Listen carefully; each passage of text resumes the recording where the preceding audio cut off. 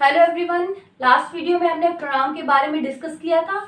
आज हम लोग प्रोनाउन को आगे कंटिन्यू करेंगे। प्रोनाउन से और क्या क्या एरर्स फ्रेम की जाती हैं और किस तरीके से सेंटेंस फ्रेम किए जाते हैं, उस चीज़ को डिस्कस करेंगे। जब हम बात करते हैं प्रोनाउन की, तो बेसिकली प्रोनाउन का यूज रेपिटेशंस को अवॉइड करने के लिए किया जाता है, सेंटेंसेस को बहुत शॉर्ट करने के लिए किया जाता है। तो प्रोनाउन जो है वो हमारा बहुत ही इंपॉर्टेंट पार्ट ऑफ स्पीच है। हम लोग बात करते हैं जब टाइप्स ऑफ प्रोनाउन की, तो हम लोगों ने देखा था पर्सनल प्रोनाउन हमने डिस्कस किया था, पॉजिटिव प्रोनाउन डिस्कस किया था, सब्जेक्टिव केस प्रोनाउन डिस्कस किया था, ऑब्जेक्टिव केस प्रोनाउन डिस्कस किया था, रिफ्लेक्सिव प्रोनाउन डिस्कस किया था। पर्सनल प्रोनाउन में हमने आई, वी, ही, सी, इट, दे, इन सबको डिस्कस किया था। इनके सब्जेक्टिव केस क्या होते हैं जो एज सब्जेक्ट यूज होते हैं, ऑब्जेक्टिव केस क्या होते हैं जो एज ऑब्जेक्ट यूज होते हैं, reflexive pronoun himself, herself, itself, themselves, इन चीज़ों का यूज किस तरह से किया जाता है as a plural, as a singular sense में। और हम लोगों ने देखा था positive pronoun and positive adjectives का यूज किस तरीके से किया जाता है।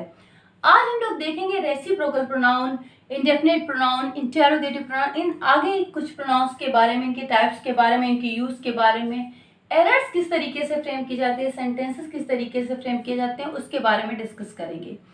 बात करते हैं आज सबसे पहले रेसिप्रोकल प्रोनाउन की। What is reciprocal pronoun? ऐसे प्रोनाउन, ऐसे वर्ड्स जो किसी भी म्यूचुअल एक्शन, किसी भी म्यूचुअल रिलेशनशिप को एक्सप्रेस करता है, that comes in reciprocal pronoun. ऐसे सारे वर्ड जो किसी म्यूचुअल एक्शन, किसी म्यूचुअल रिलेशनशिप को डिस्कस करें, वो रेसिप्रोकल प्रोनाउन में आते हैं। और ऐसे हमारे पास रेसिप्रोकल प्रोनाउन की अगर हम बात करें तो हमारे पास कौन कौन से रेसिप्रोकल प्रोनाउन हैं। तो जब हम लोग बात करते हैं रेसिप्रोकल प्रोनाउन की, तो हमारे पास ओनली 2 रेसिप्रोकल प्रोनाउन हैं। First each other and second one is one another. जब हम बात करते हैं ईच अदर और वन एनदर की, ईच अदर का use as a reciprocal pronoun होता है, वन एनदर का यूज भी एज ए रेसिप्रोकल प्रोनाउन होता है। ईच अदर की मीनिंग आती है एक दूसरे, वन एंड अदर की भी सेम मीनिंग आती है एक दूसरे, पर दोनों का यूज डिफरेंट प्लेसेस पर किया जाता है। जब हम बात करते हैं ईच अदर की, तो ईच अदर का यूज 2 पर्सन्स और थिंग्स के लिए किया जाता है, बट वन एंड अदर का यूज मोर देन 2 पर्सन्स और थिंग्स के लिए किया जाता है। जैसे हमने यहाँ पर एक सेंटेंस देखा, The participants congratulated one another after winning the competition. जो पार्टिसिपेंट्स थे उन्होंने एक दूसरे को कॉन्ग्रेचुलेट किया कंपटीशन विन करने के बाद। तो यहाँ पर सिंपल सी चीज़ है, हमने वन अनदर का यूज़ किया क्योंकि पार्टिसिपेंट्स मोर देन वन थे। कोई भी कंपटीशन फिनिश हुआ तो वहाँ पर मोर देन वन पार्टिसिपेंट्स थे, तो हमने यूज़ किया वन अनदर का। बात आती है सेकेंड सेंटेंस की, तो यहाँ पर लिखा हुआ they help each other, they help each other. अब हेल्प यहाँ अगर हम ईच अदर की जगह वन एनदर लगा दें तो भी सेंटेंस बिल्कुल करेक्ट रहेगा, क्योंकि यहाँ पर दे लगा हुआ है। दे का सेंस आता है वे। अब वो 2 भी हो सकते हैं एंड मोर देन 2 भी हो सकते हैं। तो अगर हम यहाँ पर वन एनदर लगाएंगे then also the sentence will be correct, और अगर ईच अदर लगाएंगे तब भी हमारा सेंटेंस करेक्ट होगा, क्योंकि दे का सेंस यहाँ पर 2 के लिए भी हो सकता है और मोर देन 2 के लिए भी हो सकता है। आते हैं थर्ड सेंटेंस पे, लिखा हुआ है Karan, Mohan and Anjali were talking to one another. यहाँ पर 3 पर्सन्स की बात हो रही, करण, मोहन एंड अंजलि। जब 3 पर्सन्स की बात हो रही है तो हमने यहाँ पर वन अनदर का यूज किया हुआ है। अगर हम वन अनदर की जगह पर यहाँ पर ईच अदर का यूज करेंगे तो हमारा सेंटेंस रॉन्ग हो जाएगा, क्योंकि मोर देन 2 के लिए हमें पता है कि हम ईच अदर का यूज नहीं कर सकते हैं, only we will use one another. But अगर यहाँ पर फर्स्ट थिंग कि अगर हम यहाँ पर ईच अदर का यूज करेंगे, 3 पर्सन्स की बात हो रही है, तो हमारा सेंटेंस रॉन्ग हो जाएगा। सेकेंड थिंग इज दिस कि अगर यहाँ पर हम 2 पर्सन्स के नेम कर दें, एक नेम को हटा दें और हम यहाँ पर कर दें करण एंड मोहन, और यहाँ पर अंजलि को हटा दें, तो हो जाएगा Karan and Mohan were talking to one another. अब ये सेंटेंस हमारा गलत हो जाएगा। इस सेंटेंस को करेक्ट करने के लिए हमें यूज करना पड़ेगा यहाँ पर ईच अदर का, क्योंकि हमने यहाँ पर अब बात कर दी है दो लोगों की, Karan and Mohan were talking to each other. तो इस तरह से हम ये समझ गए कि ईच अदर का यूज टू पर्सन्स और थिंग्स के लिए होता है एंड वन अनदर का use more than two persons और थिंग्स के लिए होता है। बात करते हैं एपोस्ट्रोफी की। क्या हम लोग each other and one another के साथ एपोस्ट्रोफी का यूज कर सकते हैं? तो yes, each other and one another दोनों ही सेंस में एपोस्ट्रोफी का यूज किया जा सकता है। एपोस्ट्रोफी हम लोग कैसे लगाते हैं?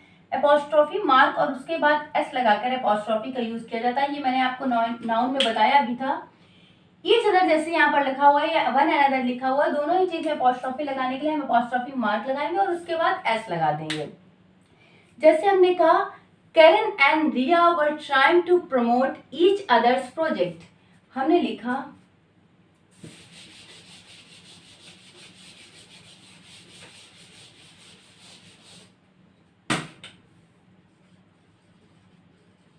करण and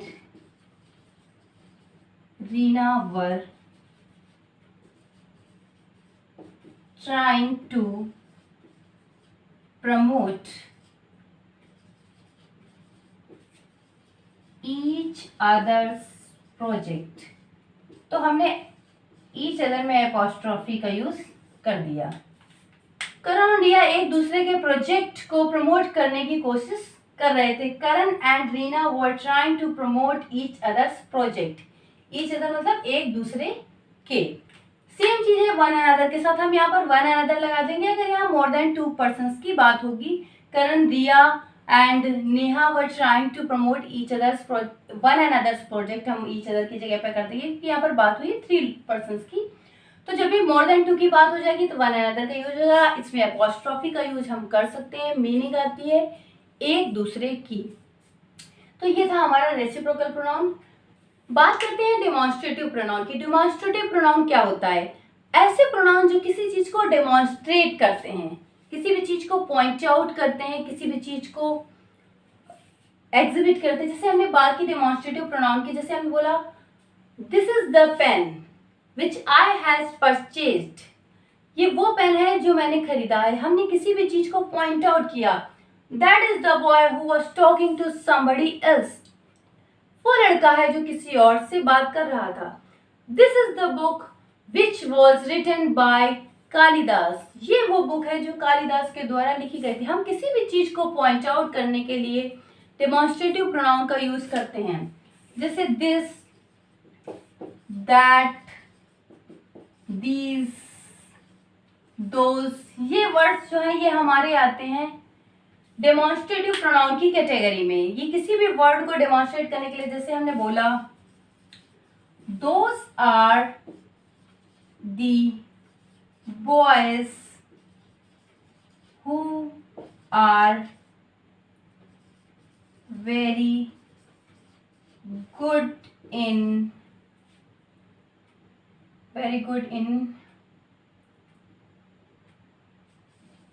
teaching। Those are the boys who are very good in teaching। वो लड़के हैं जो टीचिंग में बहुत ज्यादा अच्छे हैं।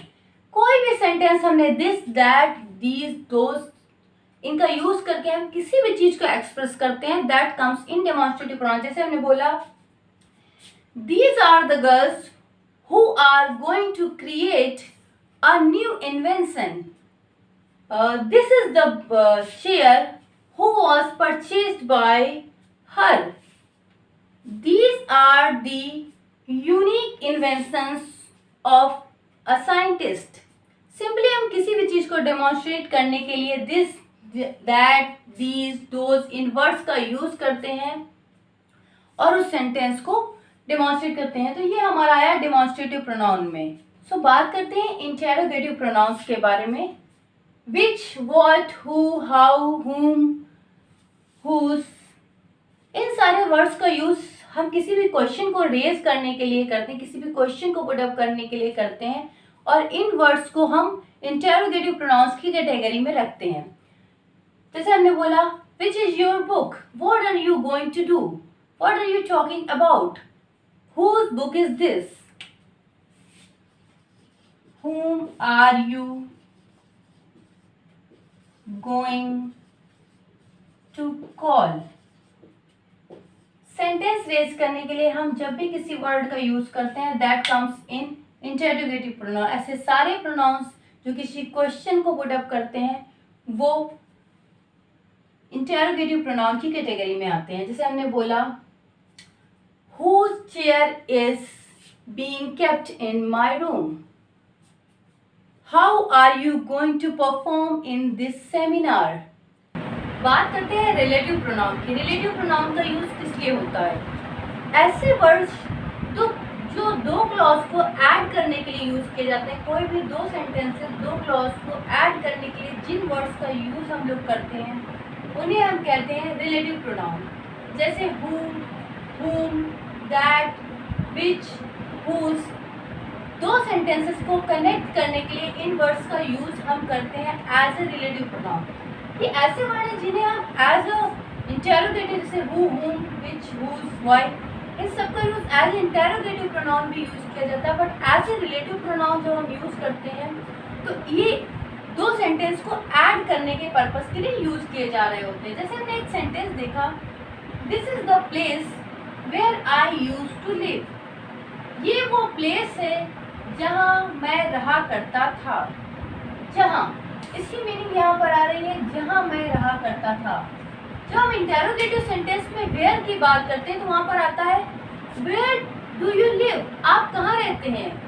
वेयर आर यू गोइंग, आप कहाँ जा रहे हैं। तब वेयर की मीनिंग आती है कहाँ, और यहाँ पर आ रही है जहाँ।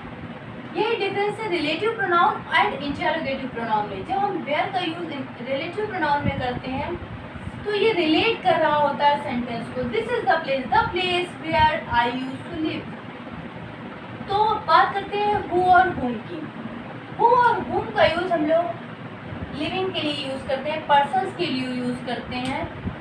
हु का भी यूज पर्सन के लिए होता है और हुम का यूज भी पर्सन के लिए होता है। क्योंकि हम किसी भी नॉन लिविंग थिंग के लिए या एनिमल्स के लिए हु या हुम का यूज नहीं कर सकते हैं। आते हैं दैट पे। दैट का यूज पर्सन्स के लिए भी होता है, एनिमल्स के लिए भी होता है एंड नॉन लिविंग थिंग्स के लिए भी होता है। विच का यूज होता है एनिमल्स एंड थिंग्स के लिए, things non living things.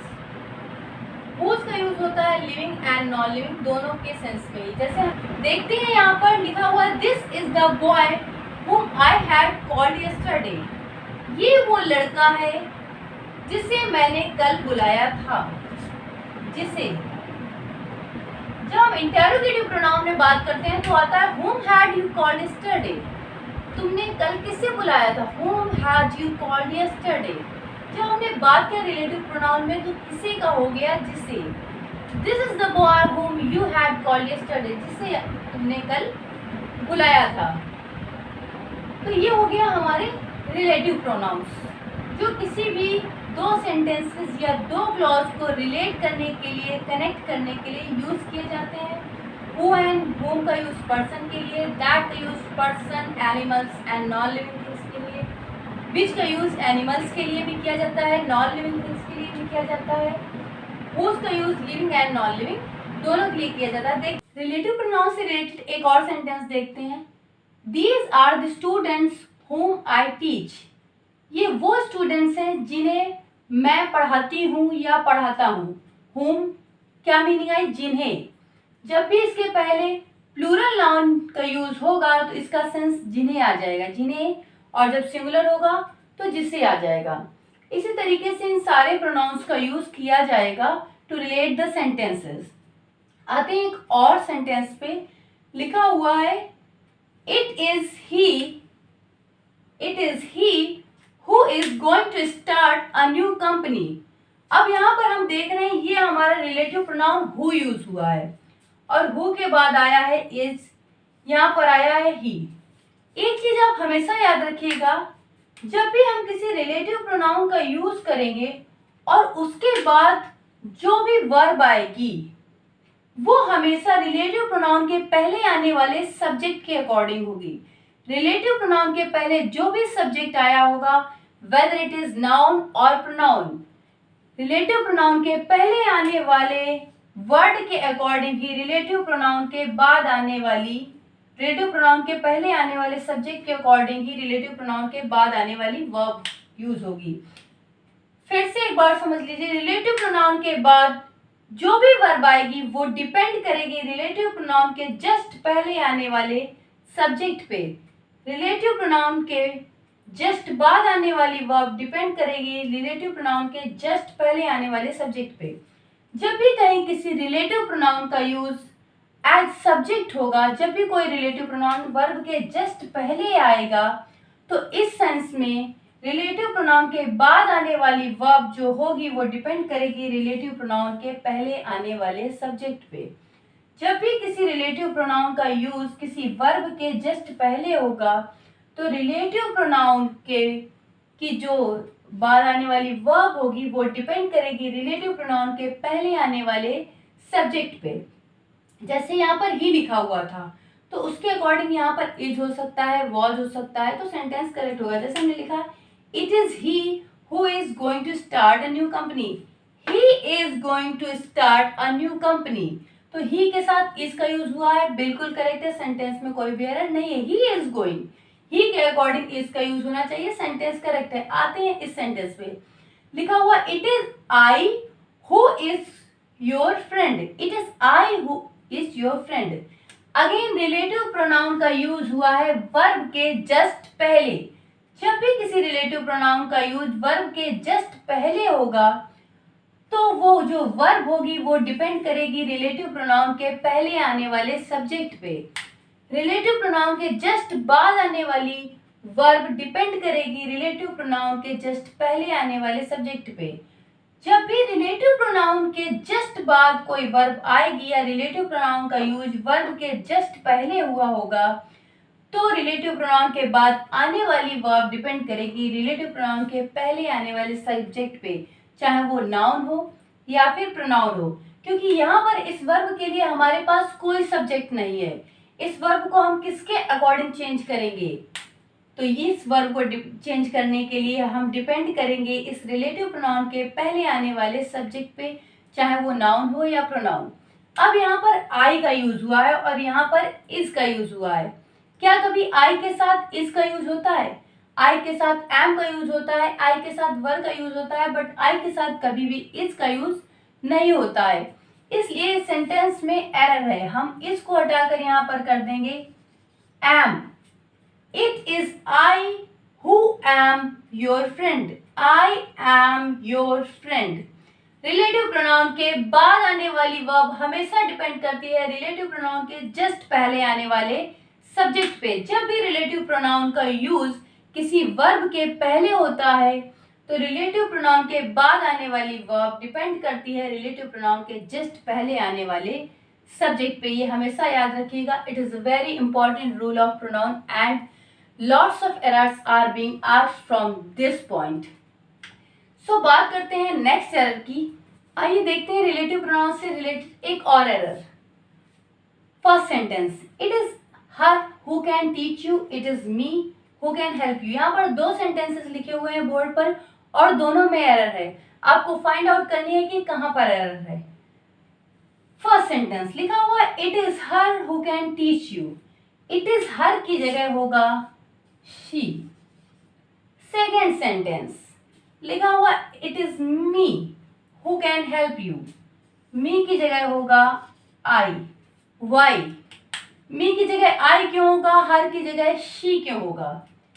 Is, या फिर यहां पर होता was. Is, was, is, are, am, was, were. कभी भी इन वर्ब्स का यूज हुआ है और इनके बाद कोई भी प्रोनाउन आया है, then that pronoun will be in subjective case. कभी भी is, are, am, was and were, इनके बाद किसी भी प्रोनाउन का यूज हुआ है तो वो प्रोनाउन सब्जेक्टिव केस में होगा। इज, आर, एम, वॉज, वर जब भी किसी जगह यूज होगा तो उसके बाद आने वाला प्रोनाउन अगर ऑब्जेक्टिव केस में होगा तो वो एक एरर होगी। जैसे हमने लिखा it was me who can help you, तो यहाँ पर वॉज में हमने it was me who can help you, तो हमने यहाँ पर देखा वॉज, तो वॉज क्योंकि हम जानते हैं कि जब भी हम वॉज का यूज करेंगे तो उसके बाद जो भी आएगा प्रोनाउन वो सब्जेक्टिव केस में होगा, तो मी को देखते ही हम जान जाएंगे कि यहाँ पर एक एरर है।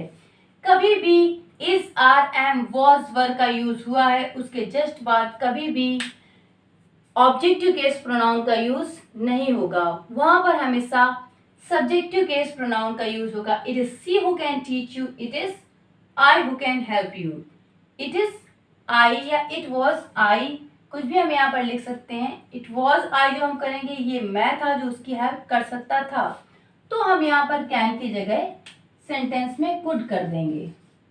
इट वॉज आई ये मैं था, हु कुड हेल्प यू जो तुम्हारी मदद कर सकता था, क्योंकि सेंटेंस पास्ट में चला गया तो कैन की जगह कुड हो गया। बाकी जब भी हम इज, आर, एम, वॉज या वर को देखेंगे तो हम वहां पर ऑब्जेक्ट उसके जस्ट बाद ऑब्जेक्टिव केस प्रोनाउन की जगह सब्जेक्टिव केस प्रोनाउन का यूज करें।